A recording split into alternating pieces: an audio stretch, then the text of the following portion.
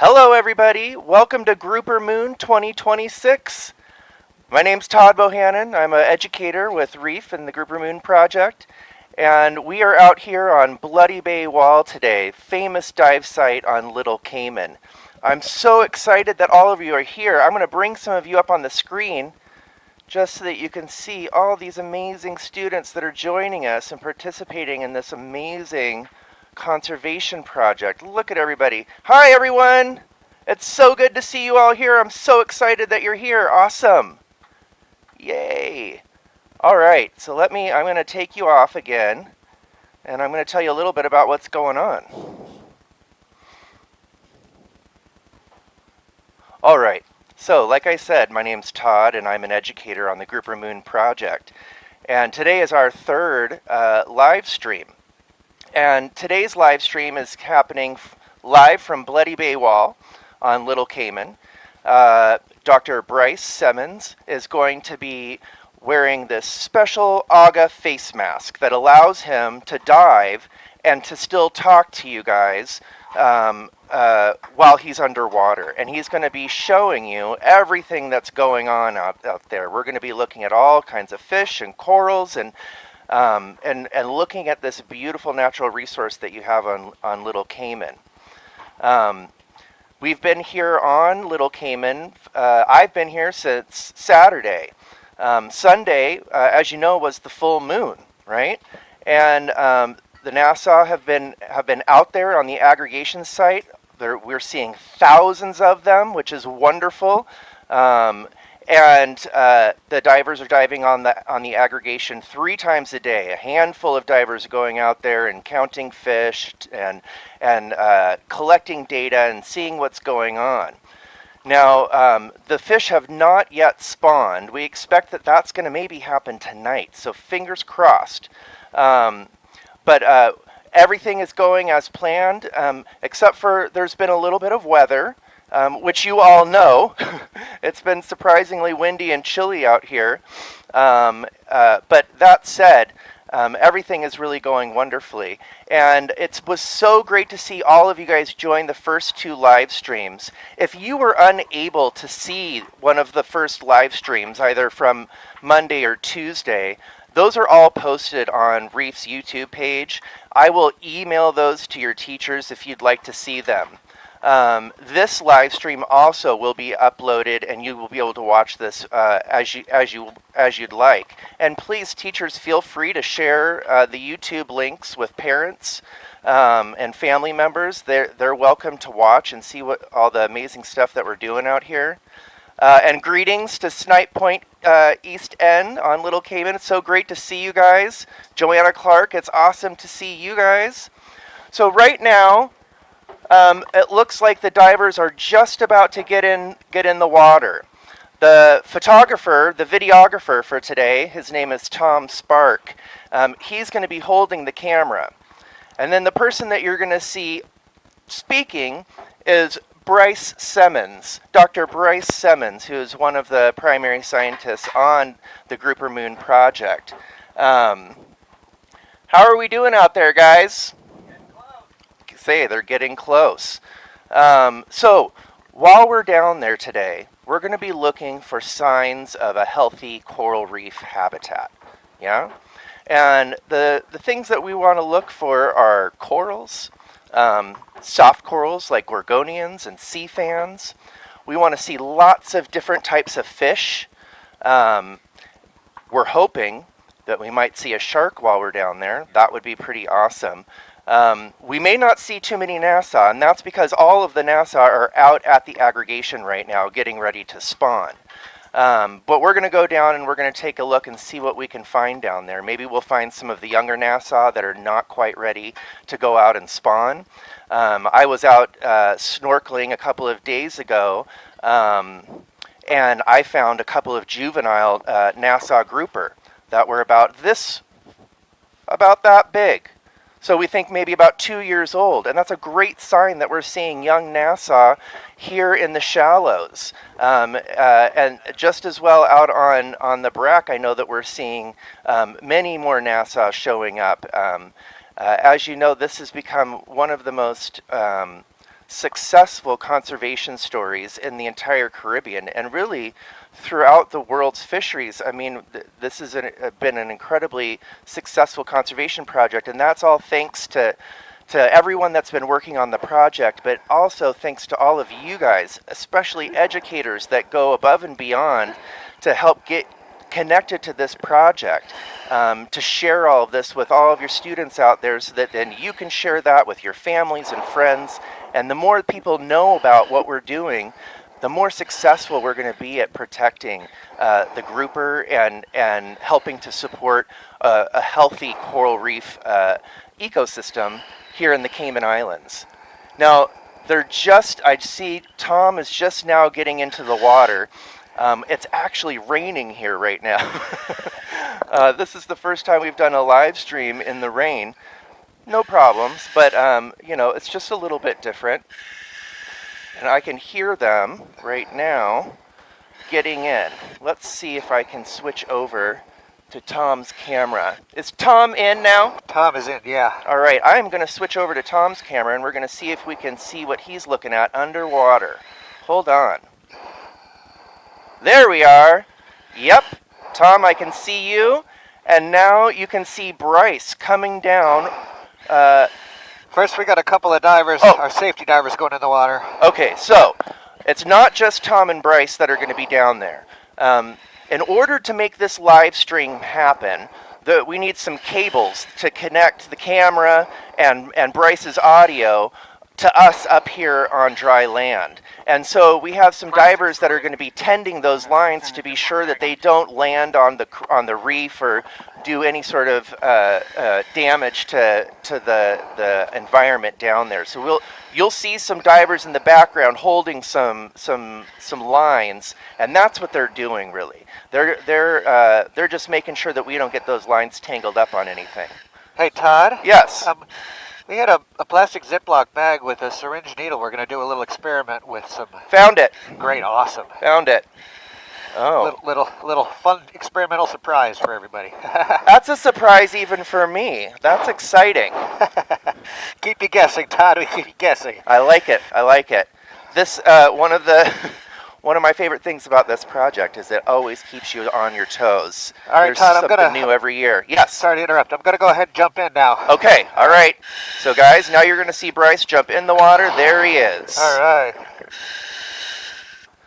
Excellent. So he's going to slowly descend now on our dive site. Hey, Croy, can you tell me what dive site we're on?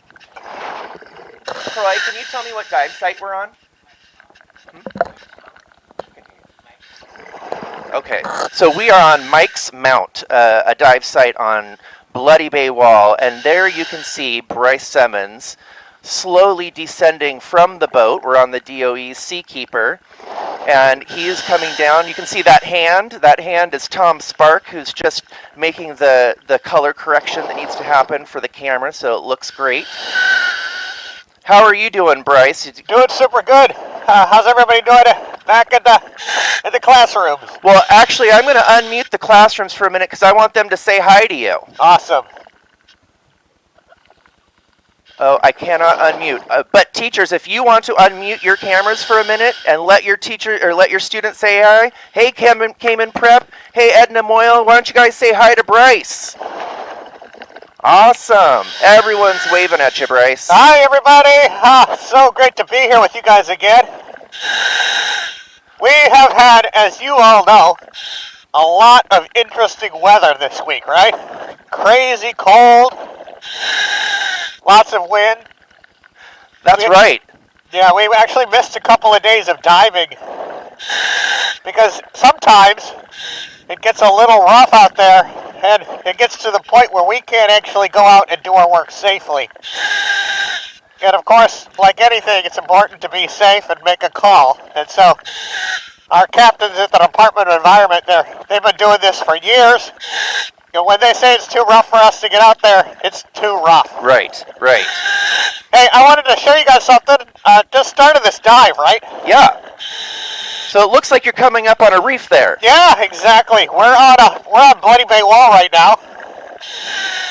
Oh, here. Check it out, you guys. Okay. Right away. Here's our our friend NASA grouper right here. We got a little guy. Yay! See him? Now that's maybe a 4-year-old fish. Oh yeah, beautiful. We see him first thing down. We see a Nassau. That's awesome. Yeah, he's a pretty young guy. He's not reproductively active. So he's not old enough to go out to the aggregation yet. Exactly. He's not there yet. Oh, and there he goes. So he's just hanging out on the home reef. All of his friends, the older guys, they're not here. Now that's a different species of grouper you're looking at right there. That's really cool. That's a yellowmouth grouper. A yellowmouth grouper. Yeah. They do look similar. Which is really cool. Like, what do I want to say about that? You guys are so lucky here in the Cayman Islands. It's not common to see right away a couple of different species of grouper on any other Caribbean reef. Here in the Cayman Islands, we have lots of grouper because your government and all of the people of the Cayman Islands have done a wonderful job of managing and conserving these fish, these top predators on coral reefs. So when you do dive like this, you can see them, which is really cool. That's amazing, Bryce. What else are you seeing down there? Well, this is, of course, a coral reef. It's basically a city made of little animals. All of the structure you see here is the result of animals producing rock, calcium. And it creates habitat for all kinds of animals and creatures of different varieties. You see a lot of fish here. This is a sponge, for instance. So that right in front of you, that's a sponge. This is a sponge, yeah. Now, is a sponge an animal or is it a plant? It's an animal. Wow. Yeah, it doesn't look like it, right? No. It looks like a plant. These animals, sponges, they're filter feeders. So they take all the water from around them and they suck it through their tissue and push it up the top. And by doing that, they filter all of the particles that are in the water, and that's what feeds them. But as a consequence, they're also cleaning the water, and they're a carbon sink, meaning they take carbon that's in the water and they pull it into their own structure so they can use it to build. So sponges are very important on our Caribbean coral reefs. Really important for clean water, yeah. They're a bit, and also, as you can see, they're fish habitat, right? Right. So I'll do an experiment just because I'm here. We got this great sponge. Perfect. I'm going to show you what I mean when I say that they filter water and they move water. I'm going to squirt a little bit of dye around the base of this tube sponge. So you've got dye in that syringe there. Yeah, in this syringe I've got a little dye. Okay. Okay, so I'm going to squirt it at the bottom, and what you're going to see is that sponge is going to pull the water around the base of it and push it up, and that's the process of it filtering that water. So I'll just do a little bit here. Oh, I can see it coming out. Just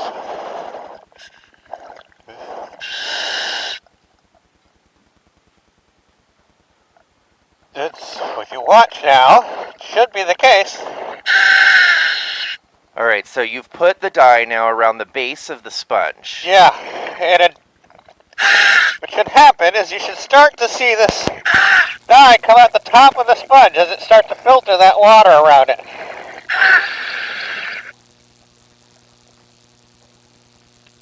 Is that what's happening now? Yeah.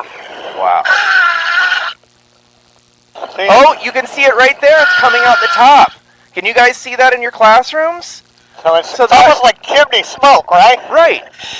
Amazing. Isn't that amazing? That's and so incredible. all of that water that's coming out the top of that sponge is now been filtered by the sponge itself. And so it's doing this all the time. Wow. Constantly filtering water. That looks amazing. That looks great on the screen. It doesn't look real, does it? That looks like smokestacks.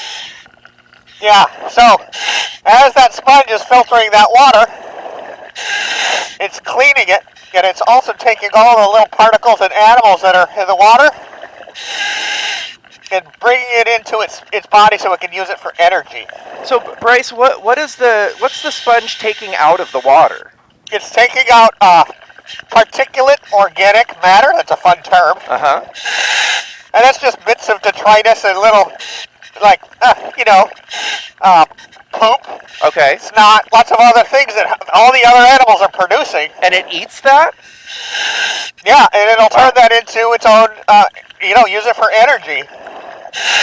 But it'll also filter things like phytoplankton, which are little baby plants that are usually single-celled organisms that are in the water column that's all around us. And those little phytoplankton, they take energy directly from the sun, just like plants do. Right. Now, do those giant barrel sponges that we've seen out there on the aggregation, do they do the same thing? Yeah, they Wow. sure do. Those are really big filter feeders.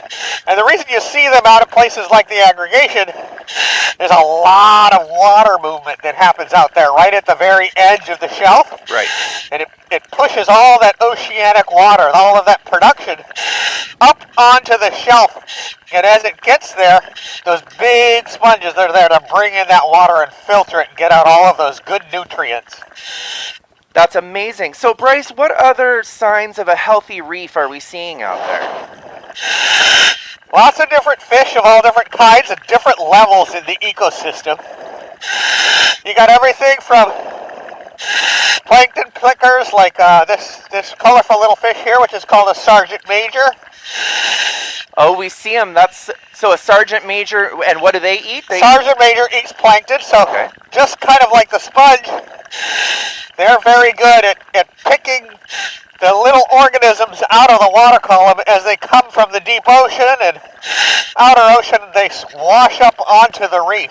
Well, it looks like there's a lot of fish out there right now. A lot of fish. All of these little blue guys, those are blue chromis, same thing. So as we get to the edge of the wall here, which is, you're going to see it right now, we're coming up on the wall. This is where the ocean water that's full of nutrients and plankton washes up onto the reef. And it's here that those plankton pickers, like the chromis, are able to make their living by picking food out of the water. And that's through upwelling, is that right? A little bit, yeah. It's a little process of upwelling. It's really more the movement of ocean waters Okay. that come and they slam into the reef. And they've been out there for a long time, generating lots of productive pelagic ecosystems that then feed the reef.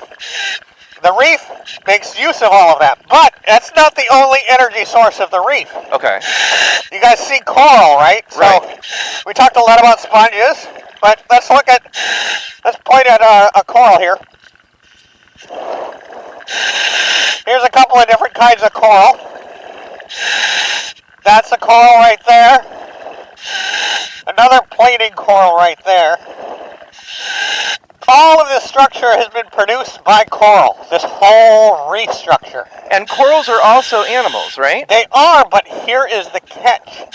We've been talking a lot about plankton pickers, Right. animals that feed the plankton, the little particles that are and animals that are in the water. Coral does that a little bit, but you know what the other thing coral does? What? It's got zooxanthellae. It's a fun word. Zooxanthellae. Zooxanthellae. Those are little cells that are their own organism. They're their own thing. They're little.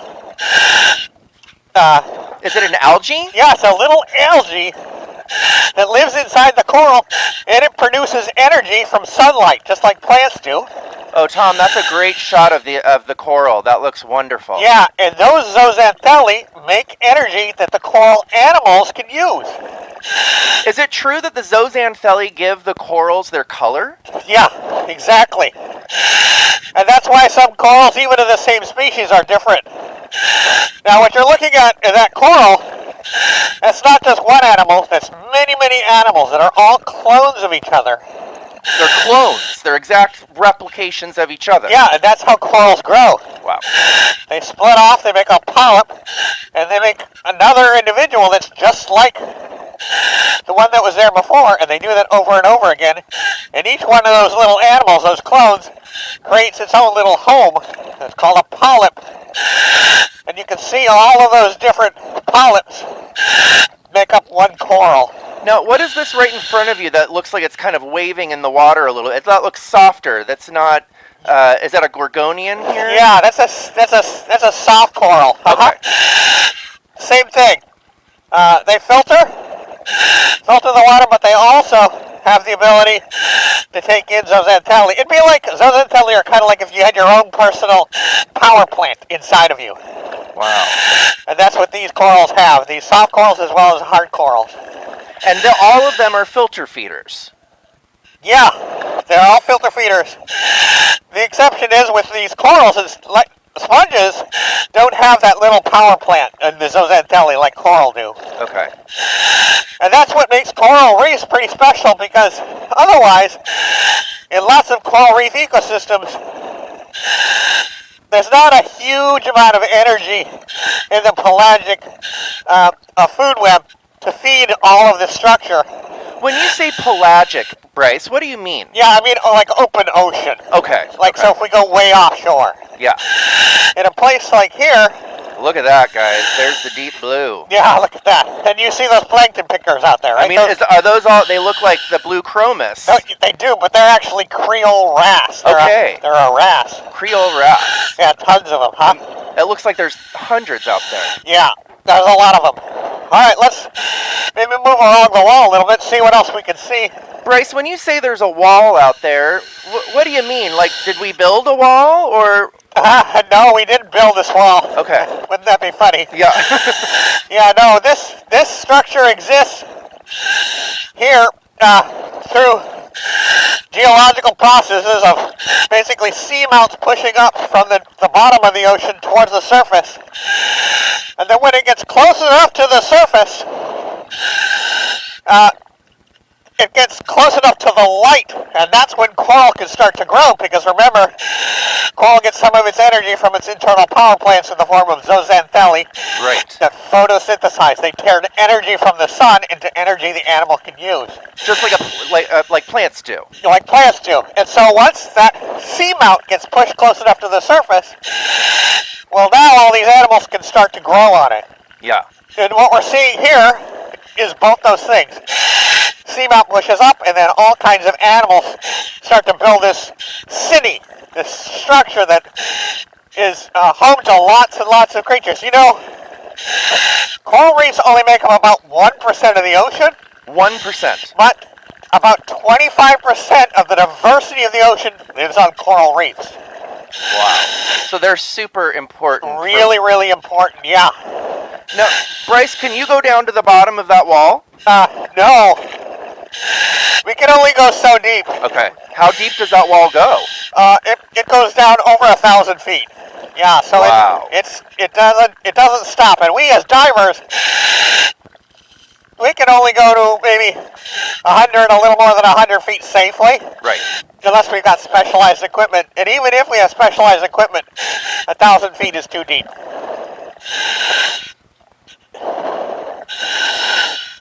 Yeah, we got great visibility today. And look, there's a couple of these, we were talking earlier about barrel sponges. I'll point out a couple here. These are... Oh, wow. There are so many fish out there today. Yeah, it's a good day for plankton pickers. Here's a couple of barrel sponges. Those right there in front of you, those are the barrel sponges. Yeah. They're huge. Okay. And believe it or not, these are kind of small. They get a lot bigger than this. How big can they get, Bryce? They can get bigger than me. Really? Yeah, some of the barrel sponges out at the aggregation site are really massive. Much bigger than me. Yeah, we got a good visibility day too, so I was kind of hoping we'll see a shark along the wall. It's not uncommon for us to see sharks cruising up and down the wall here, especially in the last decade or so. And why is that? Well, the Cayman Islands has done a great job of conserving top predators, not just grouper, but also sharks. And so we see more and more of them on our reefs here. And top predators are really important for reef ecosystems. For starters, They control the bullies of the reef. So the mesopredators, the predators that exist below the top predators. Okay. And those bullies, the mesopredators, they eat a lot of herbivores. And herbivores are important for mowing down algae. And when you clear a lot of algae, that's when corals can grow. So you need to have those algae eaters to keep the corals healthy. And so if you get top predators, they eat the middle predators. And when the middle predators are getting eaten, then the bottom herbivores do great. So that's why one of the main reasons why you want to have big top predators on the reef. I see.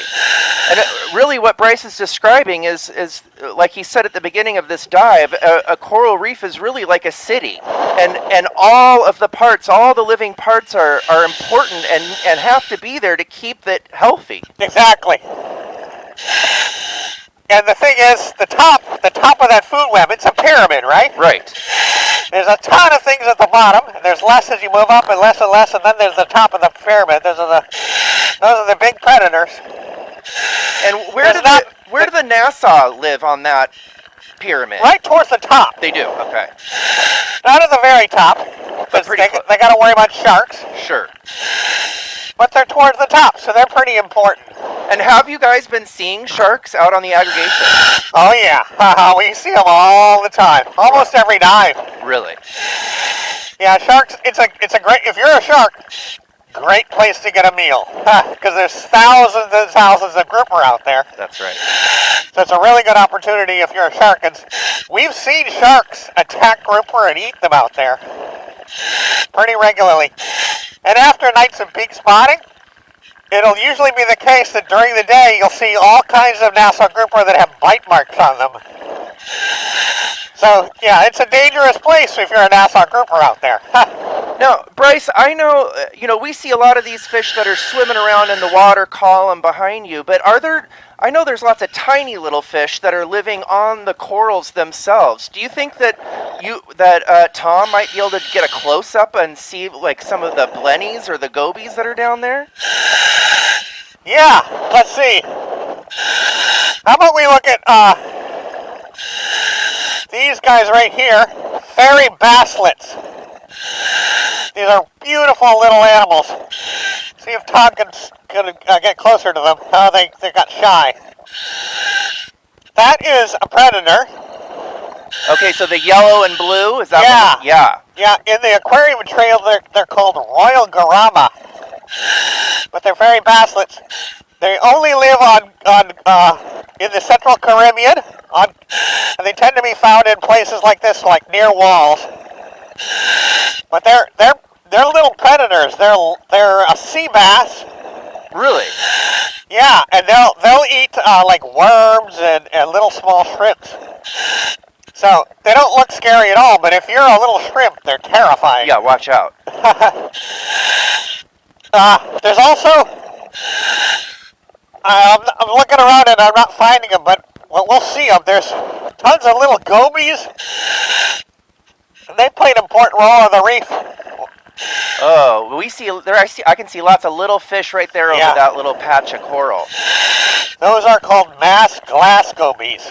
Glass gobies. Yeah, they're always found in schools, just like this. Tend to be found at the opening of a cave. Yeah, they're like little plankton pickers. And the relatives of these guys, the other gobies, that came in cleaning gobies, they're really important because they play a role as cleaning station animals. So, what do you mean cleaning station animals? Yeah, so big predators like Nassau grouper, they tend to get a lot of parasites. And so they'll pull up to a cleaning station, which is just a spot where there's a bunch of these cleaning gobies. And they'll usually indicate they're ready to get cleaned by they'll kind of put their nose up and they'll just stay still and hover. Okay, so it looks like we have a couple of questions coming in, Bryce. Are you ready for a question? Yeah.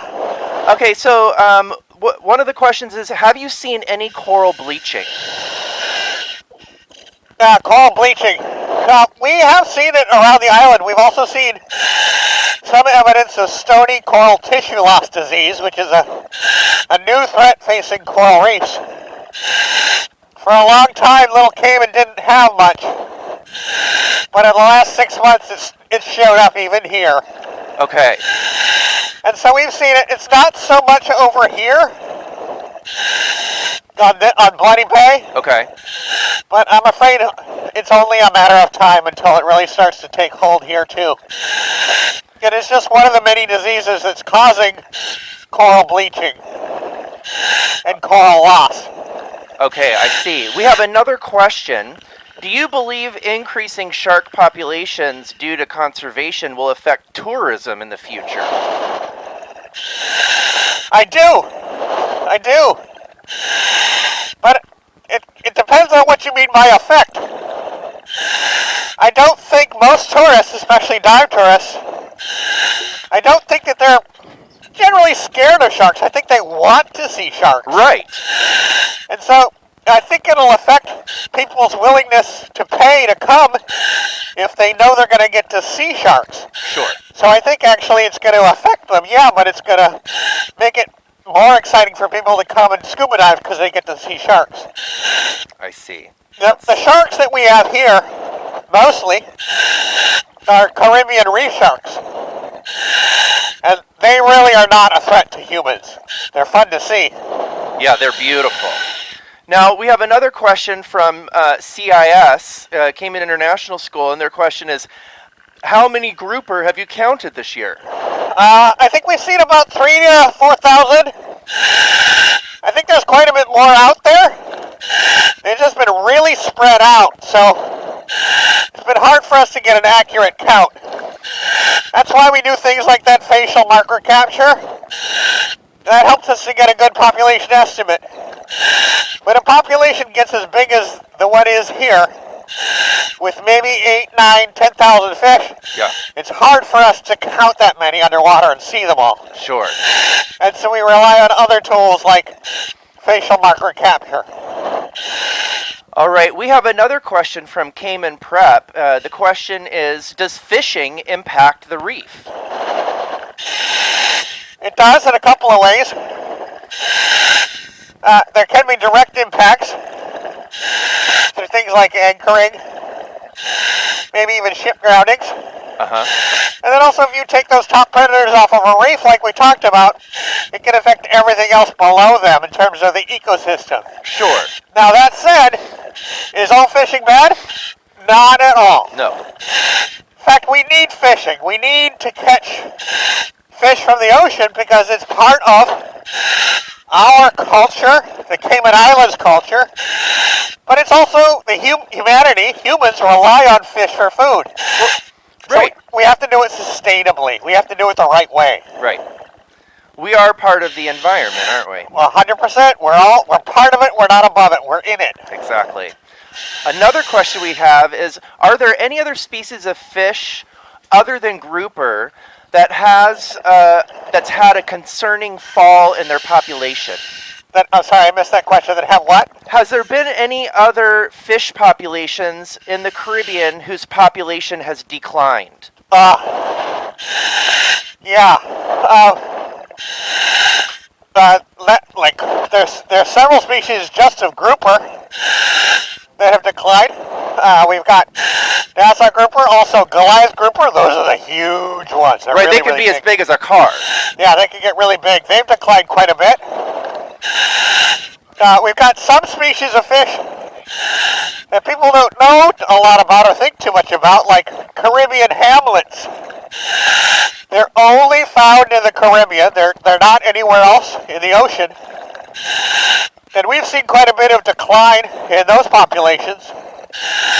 But it's not talked about as much because people don't fish for them. And we have no idea why they're declining. Okay. So there's many mysteries still out there, and that's why we're counting on some of you kids becoming scientists and coming out and taking over this work and continuing the work. We have another question from Edna Moyle Primary School, and their question is, why do we need coral? Coral is responsible for all of this. All of the structure we see here has been built by corals. It literally is the architect of this city that is a coral reef. Ooh, look at that parrotfish. And without the coral, you wouldn't have these reefs. Now, as humans, why do we need that? Yeah. Well, coral reefs in the Cayman Islands, for instance, are really important at providing buffering or sheltering against big storm events that happen. So as the coral reef around the Caymans, if it declines, we're going to lose some of the protection that coral reefs afford us when it comes to storm impacts on your shores. So if with less corals, we would lose some of the beaches. You'd lose some of the beaches? And you want to know a fun fact? What? A lot of the beaches with the beautiful sand, that beautiful sand is actually poop that comes from animals like this guy right here. These herbivores. And what is that? That's a surgeonfish. Beautiful. Mostly parrotfish and a little bit surgeonfish are responsible for sand because they take scraping bites of the coral to try and eat the algae, and that scraping bite of the coral turns some of that coral into little small fragments of coral structure, and that's what creates sand. They poop it out, and there you go. All of a sudden, you got a ton of sand. That's incredible, Bryce. Yeah, there's like a bunch of parrotfish there. You're seeing there's a stop-link parrotfish and princess parrotfish, striped parrotfish. Lots of different parrotfish species here. They're all important. They all have their unique roles. Now, Island Primary is asking, what was the most grouper you've seen in 1 year? I think probably year before last, I think we got a really good look at about 9,000 fish. Wow. Nassau grouper. Now, it's not just Nassau grouper that are out of that spawning site. There's also a very large population of yellowfin grouper. I think here in the Cayman Islands, the fishermen call them rock grouper. Okay. Yeah, there's also thousands of them out there as well. We just don't see them because they're very shy. They tend to stay away from people. They hide when we get close. But off in the distance, we can see them, and there's thousands of them out there as well. So they are also protected at the same time that Nassau grouper are protected. Okay, another question from Cayman Prep High School is, how many rays have you seen? Like stingrays? Yes. Are you doing okay on air? Yeah, I think maybe this will be the last question, and then we'll come up and I'll see you up top. Does that sound good? That sounds perfect, Bryce. Stingrays, I've only seen a couple of southern stingrays, not even diving. I've seen them on the dock from shore this trip. I haven't seen any stingrays. We really don't commonly see stingrays out of the aggregation site. Right. It's not really their habitat. It's pretty deep, not a lot of sand out there. I see. Bryce, thank you so much for showing us all of that down there. You did such a great job. I know that you need to now do your safety stop and head back up, so I'm going to change cameras and we're going to come back up here and continue answering questions from the kids, okay? That sounds good. We'll see you up top side. All right, we'll see you in a minute, Bryce. Sign it off. Thank you, guys. All right. Let's see. Hi, everybody. Woo! Good to see you. So I'm going to introduce you guys to a couple of the scientists that are working on the project. This is Dr. Scott Happel. Now, I'm gonna start. He's with Reef, and I'm gonna have him introduce himself, and then we're gonna keep answering some of these questions. We're also gonna bring in Dr. Croy McCoy, who also is here with the DOE. I'm going to hand it over to him first. I'm going to have him introduce himself, and then Scott, and then we'll continue with some of your questions. Tell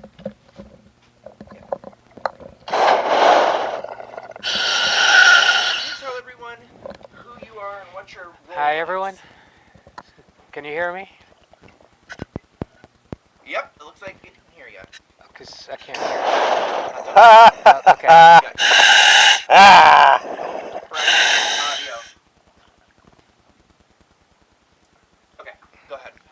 Hi, everyone. If you keep this one off, you'll be able to hear it better with one ear off. All right. So Can everyone hear me now? Yep. I'm Croy McCoy. I'm the research manager at the DOE and been involved with the Grouper Moon project since its inception. So over 20 years.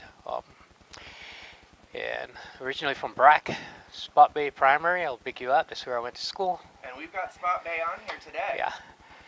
So if you have any questions, I'll be more than happy to answer those. So why were so it looks like Island Primary is asking why were there less grouper last year? It's still a bit of a mystery. We don't think that there was a decrease in the population. Mother Nature always throws curveball. It's sort of like this year we're finding that they're moving. There's a process that fish will move into currents called rheotaxis, and they move upstream. And we're finding that this year where they're not where we normally find them. They're almost over a quarter of a mile away. So that might be one explanation. The other one was the possibility of they came a month early, which would have thrown us off of our calculations for when they were expected to show up for the spawn. All right, now Joanna Clark Primary is wondering why isn't the coral reef more colorful? Well, for one, it's a very gloomy day. It's raining outside. So there's not as much sun. There's not as much sun, and also I think the visibility on the water is a little diminished today. And why is that? And in this area we're in, we have something called an algal bloom. There's a lot of little zooplankton in the water, and it gets a little green in those instances, so that might be affecting it. There's a combination of those facts. No sun, a little rain, and the visibility in the water is limited because of these little phytoplankton that's in the water column. Okay, so Edna Moyle also is wondering how many types of coral are there on the reef here? I have documented myself about 35 species. I think in the whole region there's about 65. But over the years, we do our annual coral reef monitoring across Grand Cayman Little and Cayman Brac. We've documented around 35, max about 38, but an average of 35 species. All right. We have another question from Edna Moyle. What is the most memorable thing you've seen while on a dive? That's a tough one. There's been many. Maybe just pick one of them. The most memorable that I have ever seen is seeing dozens of sharks at the aggregation, actually trying to hunt Nassau grouper. So it's sort of like a blue planet moment that you see them. They're very cunning in how they go about this, almost in packs. So rather than one sole shark, almost like wolves. Yeah, they sort of when they get in large groups, they sort of work together for a common goal of supper, and in doing that, and then seeing how they react to each other, trying to steal a piece of fish to feed on from each other, and it is something you normally only see like on these documentaries such as like Blue Planet, but here you are watching it in real time. All right, so Island Primary is wondering, what do Nassau grouper eat? They're some of our top predators on our reef, and they eat crustaceans, they eat other fish, mesopredators. Are they hunters like sharks? What do they do? How do they catch their food? They actually have the ability to gulp fish, almost like how. Yeah, they have but big jaws. Big jaws. The gape size, we call that's the size of the mouth, is very large, and they will hunt other fish down. I mean, that's their main, like squirrelfish, what we call the coney, which we call locally butterfish, and they feed on all of those fish and smaller snappers and stuff, and thankfully they started eating lionfish, which that's wonderful. Yeah, it's an invasive species on our reef, but they love crustaceans. I know that also, such as crabs and lobsters. So their diet is varied. All right, Island Primary is wondering, have you ever touched a grouper, and if so, what did it feel like? This takes me back to my teenage years diving in Lower Cayman and Brac. Tell us about it. No, these islands, at least in Lower Cayman, and towards the western end of the brack. Always had really friendly groupers that we used to. We didn't know where the aggregation was back then, but you could actually pet them and hold them. And as a young kid, I guess teenagers, looking back at it, I used to be able to just put them into my BCD and just swim along with them. And they would just And hang out with they you. just hang out. They became very domesticated, I guess They you could got call used it. to people. Yeah, and they knew who you were. I mean, I know we use an AI now with facial recognition, but they have the ability to recognize someone that's not a threat or anything, and they allow you to pet them and as such. But they have this mucus layer over their scales that when you do touch it, it feels really smooth and a bit slimy. But that's almost like a mucus protective layer that they have over them. Now, have you ever named a grouper? Many. Really? Yeah, I mean, So everything. What were some of the names that you named the grouper? You're looking at over 3 decades of diving Yeah. here, so I mean. Because I know here there Yes. was one called, was it Uncle Lucky or no? Lucky was that one that a shark bit That's half right, of them, that's and he right. survived and still went on to be reproductively active. We had one called Ben. We had one called Charlie. Just like Yeah. it's like having a dog. Yeah. It's like you know these animals, and they would always just come around, and you knew the individual because their patterns, even though they're the same species, it's like what we're using now with AI to recognize each fish. They all, they're different because of the pattern. have a unique Yeah, pattern, like they a have the unique, fingerprint. exactly, and their behavior too. They have they're very charismatic, and you recognize the behavior of each one. Some would allow you to pet it, without even, caring, while others are a little more reserved, and he would be sort of checking you out before he allow you to really touch them. So I mean, they're very unique fish. they're puppies of our ocean. The puppies of the ocean. Edna Moyle is asking, what's the rarest fish you've seen? That's a pretty interesting question, actually. Um, the one fish I've only seen after of over 4 decades of diving that I've seen once, which is very rare, is a whale shark. And that was actually off of Rum Point in Grand Cayman. I was out doing some field work, and I was on my way back, and we spotted it. I actually thought it was a log. Whale shark. A whale shark, yeah. It was. And you thought it was what? I thought it was a log. They're so graceful, and they're moving really slow. And we got in the water with it before it swam off of the wall. But that's probably the only fish that I've seen once in all my, over 4 decades of diving. That's So, amazing. Croy, thank you so much for sharing with the thank kids. you, and have a good day. All right, everybody, I want to introduce you to one more scientist who's working on the project. His name is Dr. Scott Happel. He comes from Oregon State University. Hey everybody, it's really great to meet you today. Thanks for joining us. I hope you really enjoyed the dive.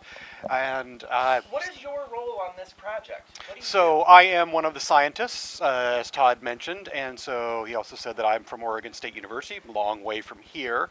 But I've been coming down here for 22 years now, something like that, working on understanding the movement patterns and the reproductive biology and the ecology and the influence that this aggregation has on the health of the reefs in the Cayman Islands. So I see a question here is, how long does it take for coral reef to grow? So corals, there are a bunch of different species, as Dr. McCoy just mentioned, and some of them really grow pretty fast and some of them are very slow. And when I'm talking about pretty fast, we're talking about maybe a centimeter a year. Wow. Right there. So from our perspective, if you were growing a centimeter a year, it'd take you a really long time to get to be the size you are. But they're not in a hurry to get anywhere, and they just grow and grow as they're filtering food and getting that extra bonus from those zooxanthellae that was being talked about by Dr. Simmons, by Bryce while he was underwater. Awesome. Let's see if we can get Bryce to come in for a minute. I'll ask him. Here, take this. Bryce, come on in. Hey guys, I just wanted to pull you up on the screen so that you guys can wave at everybody on the internet. It's so awesome to see you here. I just want you to say hi to Bryce here, who's a little bit chilly, but I wanted you to see him without his face mask on. Hi, everybody. I'm back up top. Oh, it was so cold, you guys. It's just a winter cold front and everything. How's everybody doing over there? I see everybody waving. That's so awesome. It was great to come with me on the dive. I really appreciated you guys sticking with us as we went through that dive. It was a lot of fun. Hey, I wanted to tell you, you're not going to believe this. The moment that we signed off so we could start coming up, and you guys switched over to Todd up here topside, a giant Caribbean reef shark came right by us. And so we didn't get to show it to you, which I'm so bummed about, but we got to see him. Really amazing to see those big predators on the home reef. So thanks a lot for coming with us on that dive. I really appreciate it, you guys. Thank you so much, Bryce. Okay, we've got a couple last questions, and then we're going to sign off for today. One question is from Edna Moyle. Why do grouper go to a specific area to spawn? That's a great question. Nassau grouper have historically gone to a number of locations around the Caribbean or the Cayman Islands and to spawn. And it's actually changed over time. They used to spawn on the other end of Little Cayman than the end of the island that they are currently spawning on. But we believe that the places where they spawn are very important ecologically for many species, not just the Nassau. Many of them will go out there and use that area to spawn. And they all, as you know, they go back to that same place. They go back to the place where they were born to spawn. And it's really, really just an amazing thing. Okay, I think that's all the time that we have for today. I want to thank all of you guys out there for joining us. It was so great to see you. I will get some clips of those sharks up there on the blog for you so your teachers can take you to the Grouper Moon blog and you can see some of the amazing sharks that we're seeing out on the islands. And if you want to unmute yourselves and say hi, you can. Thanks so much, everybody. Good job. Go Grouper Moon. Yay, Island Primary, CIS, Cayman Prep. It's so Joanna Clark, Edna Moyle. Welcome. We'll see you all next time. Woo! All right. Bye-bye, everybody.